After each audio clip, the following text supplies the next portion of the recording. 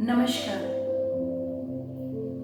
कहते हैं एक बार किसी ने बड़ी सुंदर बात कही कि यदि हम स्वर्ग की बात करें तो हमारे चेहरे पर एक आनंद, एक प्रसन्नता अलग ही होनी चाहिए, किसी ने कहा।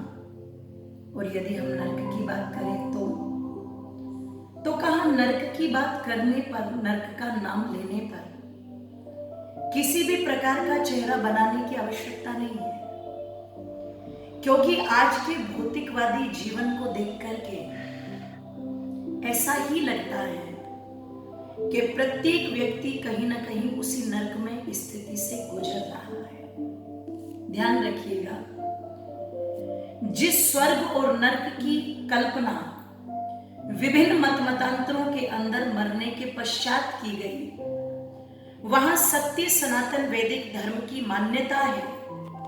और महर्षि दयानंद अपने अमर ग्रंथ सत्यार्थ प्रकाश के अंदर स्पष्ट कहते हैं कि जहां सुख विशेष की स्थिति हो वही स्वर्ग है, और जहां दुख विशेष की स्थिति हो वही नरक है। ये स्वर्ग बनाना भी हमारे हाथ में है और नरक बनाना भी हमारे हाथ में है।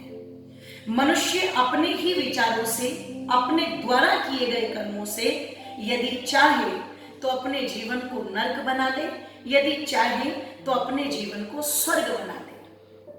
आकाश में कोई ऐसी दुनिया नहीं है। ये दुनिया हमारी धरती पर, हमारे परिवारों में और हमारे जीवन में ही नजर आती है। मैं समझती हूँ नरक की चर्चा मुझे इसलिए नहीं करनी चाहिए क्योंकि हम में से कोई भी नरक चाहता ही नहीं है। यदि कोई बुरी प्रवृत्ति का व्यक्ति भी मृत्यु का ग्रास बन जाता है तो लोग मरने के पश्चात उसके चित्र पर भी नाम लिख करके आगे लिख देते हैं स्वर्गवासी। इससे तो ऐसा लगता है नरक बिल्कुल खाली पड़ा हुआ है। पर वेद कहता है कि मरने के बाद हम स्वर्गवासी या नरकवासी नहीं होते। हम जीते जी ही स्वर्गवासी बन सकते हैं और जीते जी ही नरकवासी बन सकते हैं। ये हमारे अपने कर्मों पर निर्भर करता है। यदि आप चाहते हैं अपने जीवन को स्वर्ग बनाना तो आइए कुछ महत्वपूर्ण बिंदु हैं जिन पर मैं आपका ध्यान आकर्षित करना चाहती हूं। बड़ी सुंदर सी बात शास्त्रकार ने लिखी थी कि सानंदम सदनम सुतांश सुधया कांता च प्रियलापनी इच्छा पूर्ति धनम चयोषि तीर्थे स्वाज्या परा सेवका। जिस घर के अंदर, जिस परिवार के अंदर जो सदस्य हैं, यदि वो आपस में मिलकर के एक साथ अपने मनों को मिला करके और बड़े प्रेम से रहते हैं तो निश्चित वहां स्वर्ग है। माने कि अगर हम परिवार में रह रहे हैं तो एक दूसरे को सहन करने की, एक दूसरे के प्रति समर्पण की, एक दूसरे के प्रति सम्मान की भावना इस प्रकार की होनी चाहिए कि कभी भी कटुता रिश्तों के बीच में ना आए, क्योंकि कटुता रिश्तों को हमेशा कहीं ना कहीं कमजोर बनाती है। इसलिए सब मिलकर के चले, विचारधारा एक हो और मिलकर के हम रहें, क्योंकि एक लकड़ी को अकेले तोड़ना बहुत आसान होता है, लेकिन जब बहुत सारी लकड़ियों को एक जगह मिला दिया जाए तो उनको तोड़ना आसान नहीं होता। इसलिए इतना प्रेम आपस में जगाइए।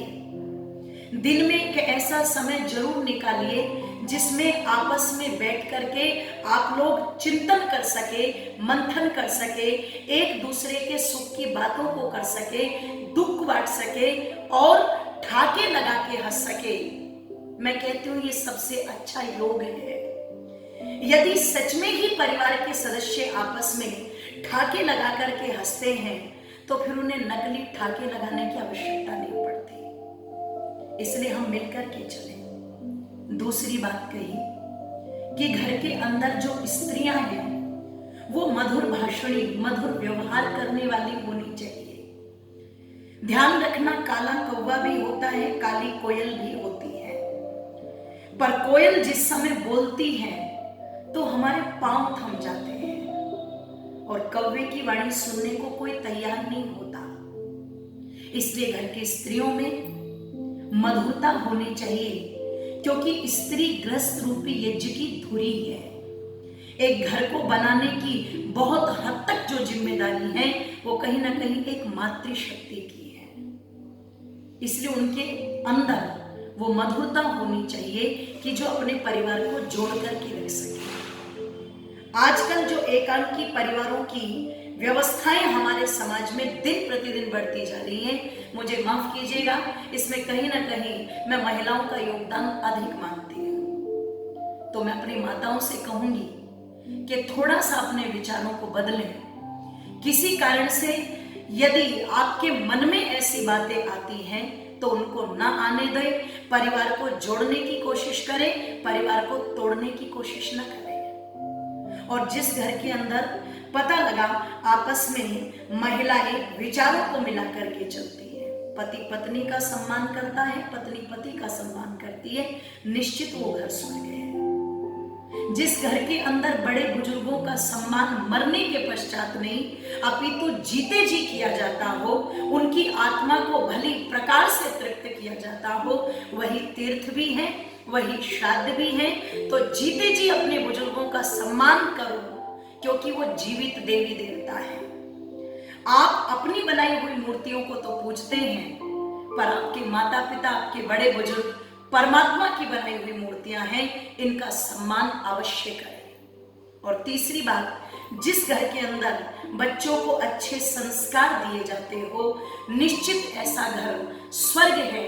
इसलिए आओ हम सब मिलकर के अपने घरों को स्वर्ग बनाते हुए चलें। और मैं कह दूं, बड़ी सुंदर सी बात किसी कवि ने कही थी कि जिस घर में यज्ञ पांचों होते हो सब मिल के, आपस में रहते हो सब फूलों की भांति खिल के, चित्त हर से प्रेम बरसे बहती हो सुख की धार, वही घर वास्तव में स्वर्ग है, वास्तव में स्वर्ग है।